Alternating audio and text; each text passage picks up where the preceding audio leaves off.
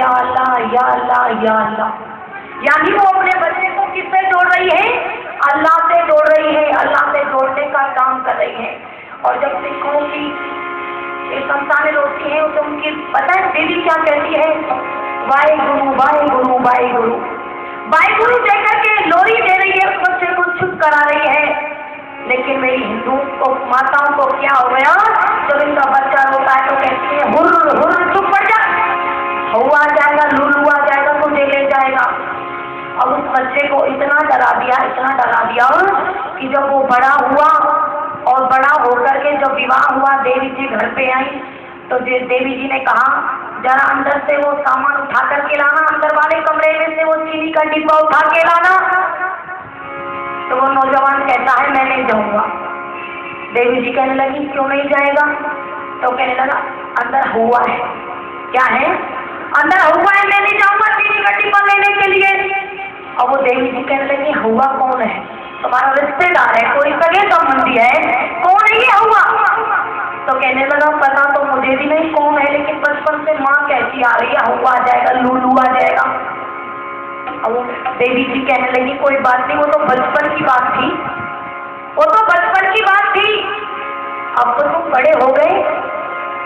तो पता है क्या कहना है? तुम मुझे पागल समझती है, इतना भी पागल मत समझ में, इतना भी पागल नहीं हूँ कि वो हुआ जब मैं छोटे से बड़ा हो गया तो वो क्या हुआ छोटा रह गया होगा? वो भी तो बड़ा हो गया होगा। जब मैं छोटे से बड़ा हो गया तो वो क्या छोटा रह गया होगा? वो भी तो बड़ा हो गया होगा। माताओं बहनों, ऐसे संस्कार हमने अपने संतानों के अंदर भरने का प्रयास किया जिससे वो डरपोक बन गए। अगर माताओं बहनों तुमने माँ कौशल्या बनकर के लोरी दी होती, मेरी माताओं यदि तुमने देवी की बनकर के लोरी दी हुई होती, मेरी माताओं बहनों यदि तुमने शिवाजी को तैयार करने के लिए माता जीजाबाई बनकर के लोरियां दी हुई होती तो हमारे घरों में आज आतंकवाद जैसी संतानें पैदा नहीं होती, हमारे घरों में वो संतान पैदा नहीं होती जो चौराहों पर खड़ी होकर के लड़कियों के ऊपर हवा के करती है। मेरी माताएं बहनों को बड़ी सुंदर लोरियां दिया करती थी और लड़कों को ही नहीं अपितु लड़कियों को भी बनाया करती थी। राम जैसी संतान को बनाया, लक्ष्मण जैसी संतान को बनाया मेरी माताओं बहनों। और जो विवाह संस्कार होता था ना तो मेरी माताएं बहनें बड़ा सुंदर उपदेश देती थी। पिता कहता था कि देख बेटी, पहले तो तू पिता के कुल में जन्म तेरा हुआ, मेरे कुल में, इसलिए तू बेटी कही गई। बेटी तू मेरे कुल में पैदा हुई, हम तुझे बेटी कहते थे, लेकिन आज तेरा विवाह संस्कार हो रहा है। आज से तू इस परिवार की नहीं, अब से तू उस परिवार की मान मर्यादा का ख्याल रखना। बेटी देख, जैसे धान की पौध को उखाड़ करके दूसरे स्थान पर लगाया जाता है, ऐसे ही बेटी तू धान की पौध की तरह है। आज तुझे उखाड़ करके मैं पति के कुल में लगा रहा हूँ। बेटी ध्यान रखना, जिस प्रकार से चावल की जो भूसी होती है, जब तक वो चावल के इर्द गिर्द रहती है तब तक तो वो बाजार में चावलों के भाव में बेची जाती है, और जब वो चावलों से अलग हो जाती है तो उसको गंदे नाली के पानी में फेंक दिया जाता है। बेटी तो अपने पति के इर्द गिर्द रहना हमेशा, कभी तुम उससे अलग मत होना। बड़े उत्तम संस्कार माता पिता दिया करते थे और कहते थी, माता क्या कहती थी? अरे छोड़ कर चली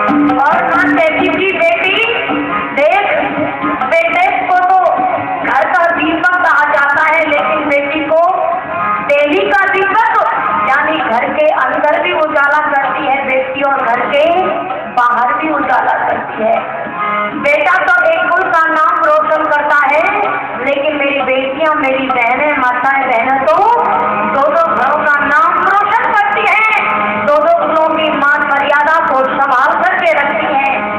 माँ कहती है बेटी आज तू माँ को छोड़ करके जा रही है, लेकिन ध्यान रखना आज से माँ के स्थान पर तेरे ससुराल में माँ के रूप में तेरी सासू माँ तुझे मिलने वाली है और पिता के रूप में तेरा ससुर तुझे मिलने वाला है। बेटी कभी मेरी याद आए तो अपनी सासू माँ से अपने दिल की बात कह करके अपने दिल को शांत कर लेना, और यदि कभी पिता की याद आए तो अपने सासू ससुर को सब कुछ मानना। और क्या कहती थी माता? माता की जो याद आवे ससुर को जान लेना, माता की जो याद आवे ससुर को मान लेना, पिता की जो याद आवे ससुर जी को मान लेना, पिता की जो याद आवे ससुर जी को मान लेना। देवरानी का आदर करना, किसानी का आदर करना, देवरानी का आदर करना, किसानी का आदर करना, प्राणी समझना अपने कान से, तेरी है तेरी लोग कहना, इस भांति रहना जाके ससुराल में, आती है बेटी बिना कहना, इस भांति रहना जाके ससुराल में, कभी कुछ पड़ेगा ना तो कहना, पर कुछ ना कहना जाके ससुराल में, मान के साथी बिना कहना, इस भांति रहना जाके ससुराल में। और माँ कहती थी बेटी देख आज से जिस परिवार में तू जा रही है वहाँ कोई तेरे को जानने वाला नहीं है, सब तेरे से अनजान है, लेकिन बेटी प्रेम से प्यार से और अपने व्यवहार से तू सबको अपना बना लेना। बेटी कोई यदि ऊंची आवाज में तेरे से बात करे, कोई एक दो गाली भी तेरे को सुना दे तो बेटी कभी पलट करके जवाब मत देना।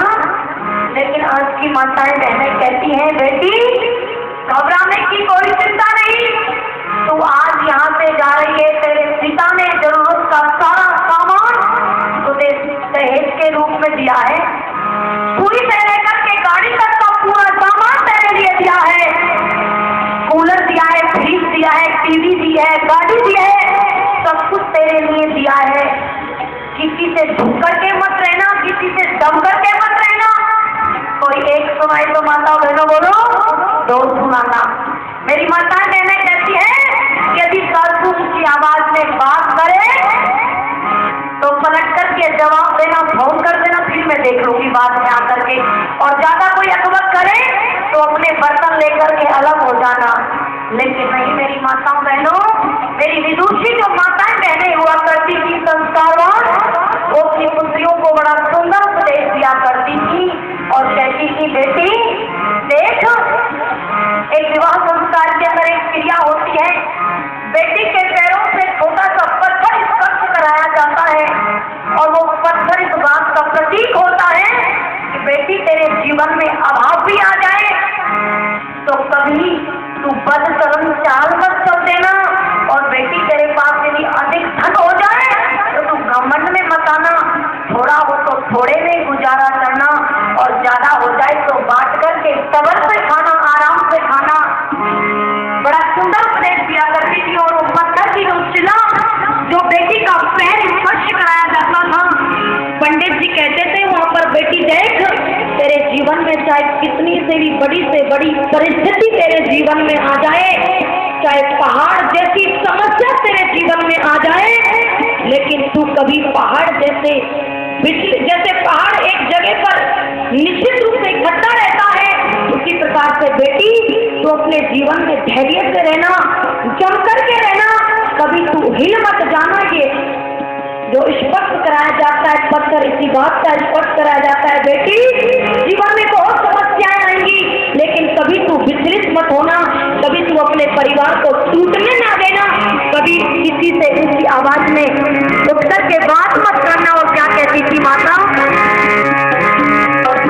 कभी कभी बात कण पे बोल बोलेंगे, कभी कभी बात कण पे बोल बोलेंगे, बोल बोल बोलेंगे, धीरे से बोलेंगे, बोल बोल बोलेंगे, धीरे से बोलेंगे, कभी कभी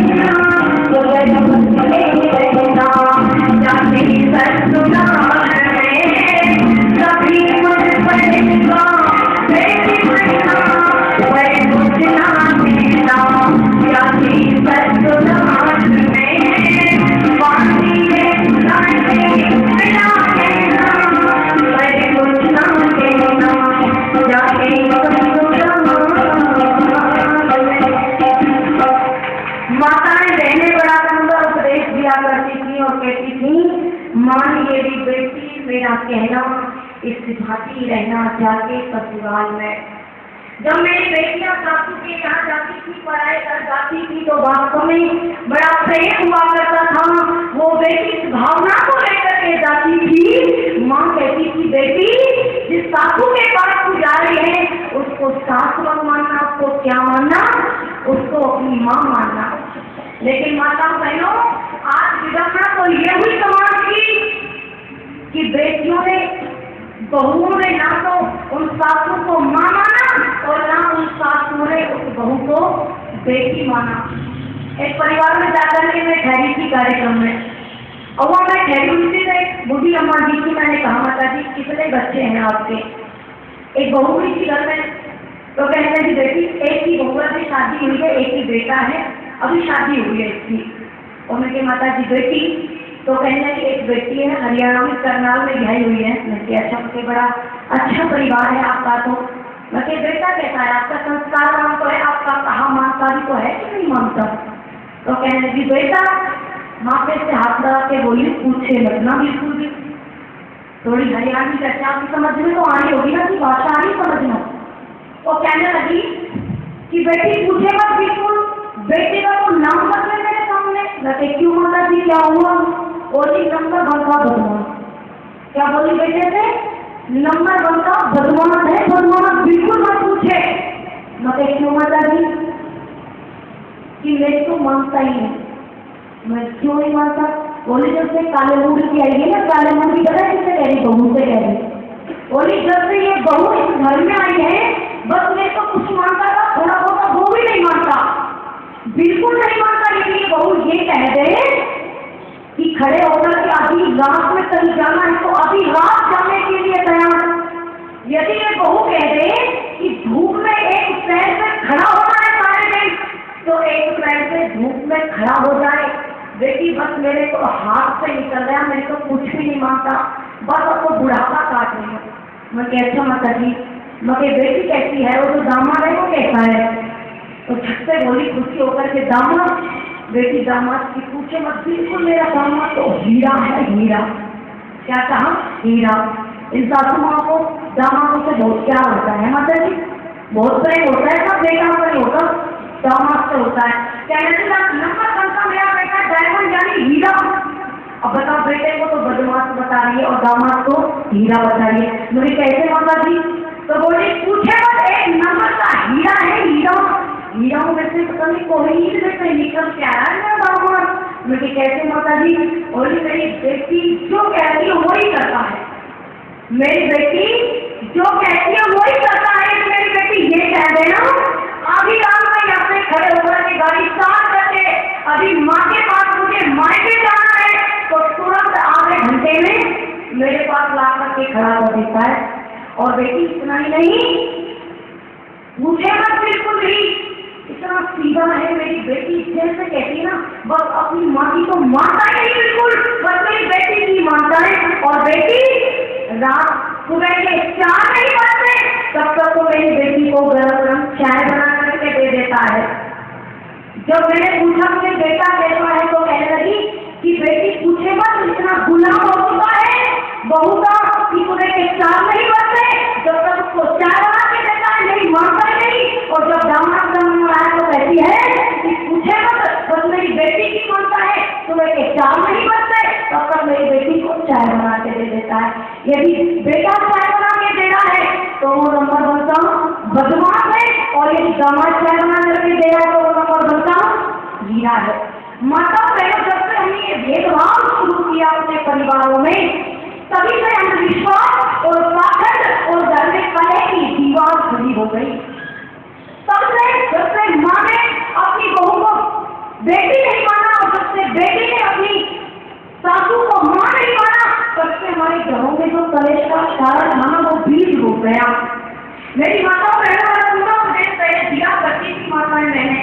आचार्य जो हुआ करता था, आचार्यवान पुरुषों में यानी माँ जो होती है ना, वो संतान का निर्माण करती है।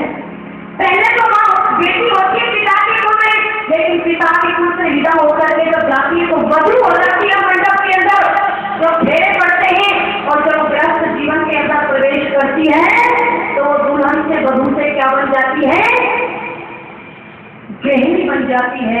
और गृहिणी बनकर के जब गर्भ के अंदर संतान को धारण करती है तो धारण करने से धात्री बन जाती है। और जब संतान को जन्म देती है तो जन्म देने से कौन बनती है माता बहनों? जन्म देने से बनती है जननी।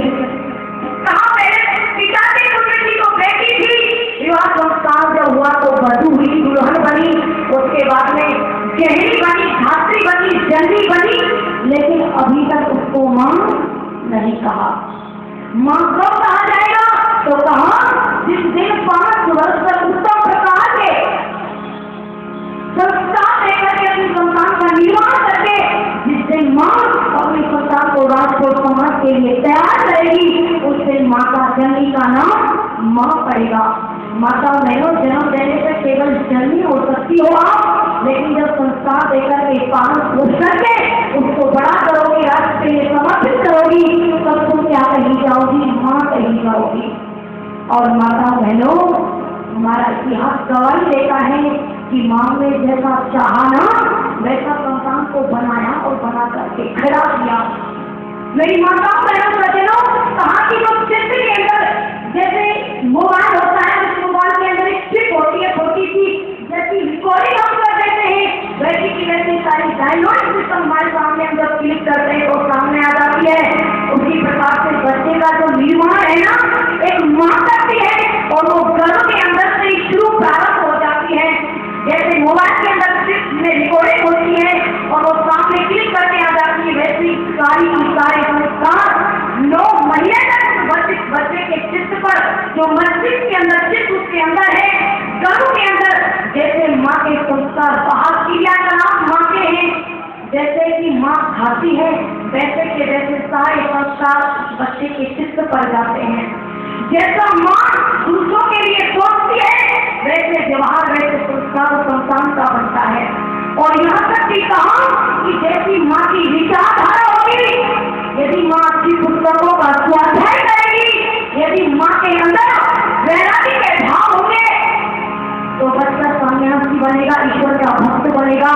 और यदि माँ के अंदर राष्ट्र जागर के भाव होंगे, राष्ट्रभक्ति के भाव होंगे, तो संतान के अंदर भी कैसे भाव होंगे? राष्ट्रभक्ति के भाव होंगे।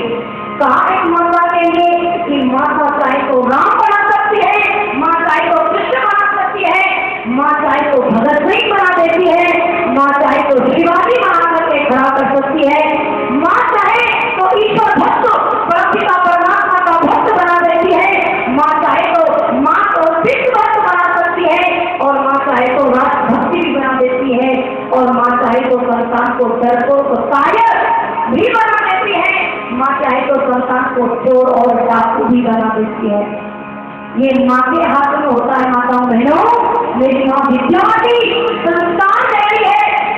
अपने छोटे से भगत को जब गन्ने के खेत में छोटा सा भगत गया और कह रहा है माँ ये किसकी पौध लगाई जा रही है, तो मेरा भगत कहता है, उसकी माँ कहती है बेटा ये गन्ने को उखाड़ के दूसरे स्थान पर इसको लगाया जा रहा है।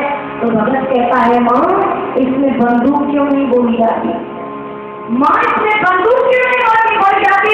बहुत सारी बंदूकें होंगी, और जब बहुत सारी बंदूकें होंगी तो मैं इन अंग्रेजों को गोरी सरकार को अपने राज्य से भगाकर के अलग कर दूंगा। माँ इनमें बंदूक क्यों नहीं बोली जाती? मेरी माताओं बहनों सज्जनों, ऐसे संस्कार आर्य समाज की पृष्ठभूमि से पढ़ करके पड़ा हुआ भगत सिंह जब जलियांवाला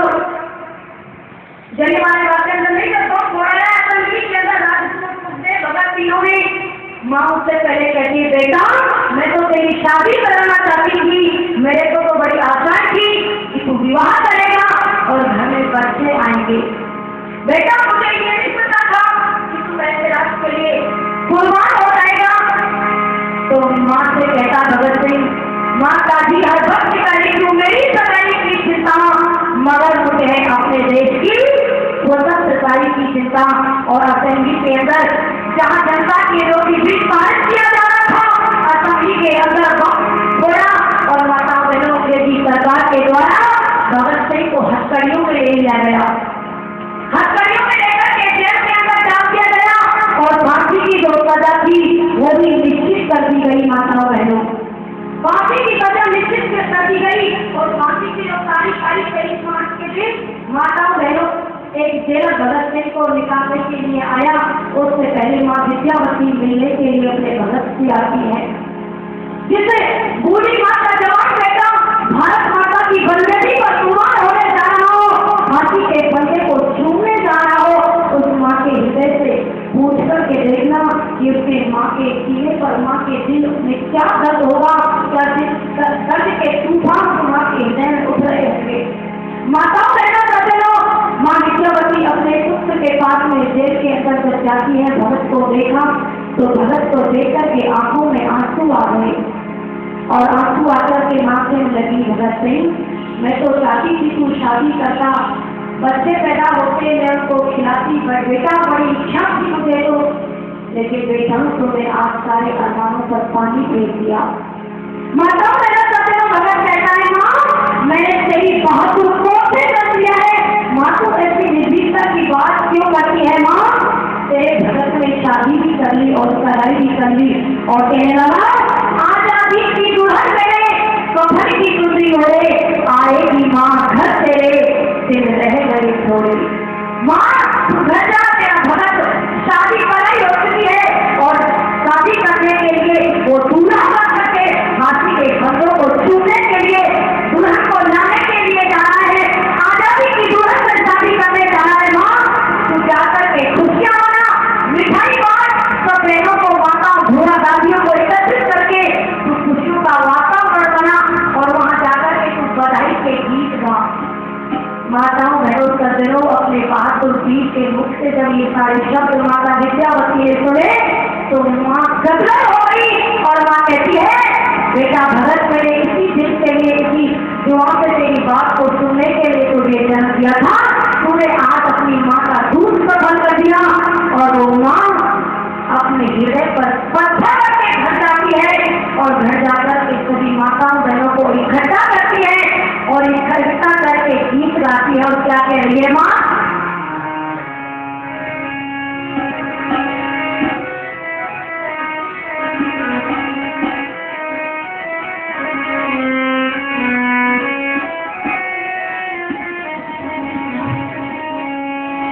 देश में बर्बादी है लानी माँ की आजादी है। आओ बहनों गीत गाएं मेरे भगत की शादी है। देश में बर्बादी है लानी माँ की आजादी है। आओ बहनों गीत गाएं मेरे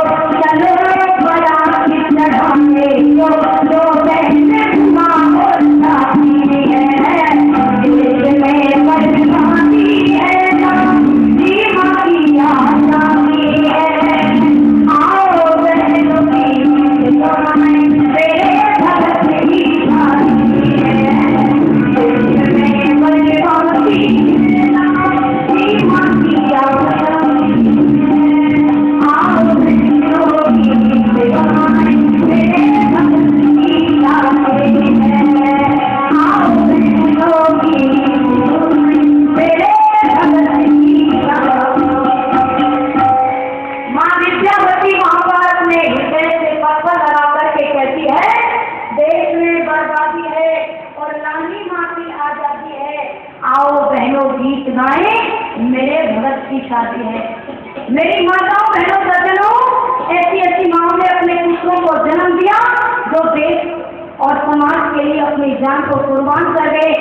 भगत सिंह की माँ विद्यावती ने उस संस्कार अपने बेटे के अंदर दिए थे जिससे जाति कौम के लिए भारत माता की आजादी को लाने के लिए मातृभूमि पर वो नौजवान फांसी के फंदे को चूम लिया। और जब जेलर भगत सिंह को ले जाने के लिए आया, फांसी के फंदे पर चढ़ाने के लिए जेलर जब आया तो जेलर कहता है, अरे भगत सिंह, यहाँ हर आने वाले की अंतिम इच्छा पूरी जाती है, यदि तेरी भी कोई अंतिम इच्छा है तो उसको पूरी कर ले। तो भगत वहां कहता है, जेलर मेरी एक ही इच्छा है कि यदि तुम मेरा राष्ट्र छोड़ करके, मेरा वतन छोड़ करके अपने देश लौट जाओ, मेरी यही आपकी इच्छा है।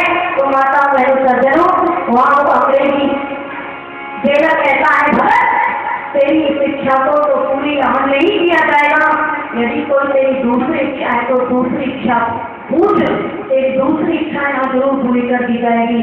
तो भगत कहता है, अंग्रेजी जेलर यदि तुम मेरी एक इच्छा की पूर्ति नहीं कर सकते तो दूसरी इच्छा तो तुम्हारी बाप भी पूरी नहीं कर सकता। माताओं बहनों सज्जनों, जब ये विचार उस जेलर में जुड़े तो भगत सिंह से वो जेलर कहने लगा, जेलर मैंने बहुत भारत माता के सपूतों को फांसी के फंदों पर बुलाया है, लेकिन ऐसा मैंने कोई वीर नहीं देखा जिसके अंदर ऐसे जज्बा हो। मुझे एक बात बता, तुझे तेरी जन्म देने वाली माँ तो बहादुर विद्यावती है, लेकिन ये बता तुझे ऐसे संस्कार देने वाला तेरा गुरु कौन है जिसने तुझे संस्कार दिए हैं। जैसे गुरु का नाम पूछा भगत सिंह से तो माताओं बहनों सज्जनों, भगत की आंखों में आंसू आ गए। और जब आंखों में आंसू आए तो जेलर कहता है, आंसू क्यों आए? तुझे अच्छा पता चला है कि तुझे फांसी होने वाली है, तू डर के मारे रो रहा है? तो भगत कहता है कि मैं रो रही ना कि मुझे फांसी होने वाली है, अभी तो मेरी आंखों में इतने आंसू आए जेलर क्योंकि तुमने मुझे संसार में जाते समय मेरे गुरु की याद मुझे दिला दी। मैंने अपने गुरु के दर्शन तो नहीं किए, लेकिन मेरे गुरु के प्रख्यात ग्रंथ को पढ़ के मेरे हृदय में क्रांति की ज्वालामुखी फूटी और मेरे गुरु का नाम दयानंद है। तो वो पहले संसार से चले गए जिन्होंने आर्य समाज की स्थापना की और समाज और राष्ट्र को बचाने के लिए आजादी का मूल मंत्र दिया। और उसी चिल्लाई हुई चिंगारी का मैं एक दीपक हूँ जो आज इस राष्ट्र के लिए मर मिटने के लिए जा रहा हूँ। और भगत ने क्या कहना है, आइए अंतिम गीत के साथ अपने वाणी को जाने दी। अरे जिससे मुझको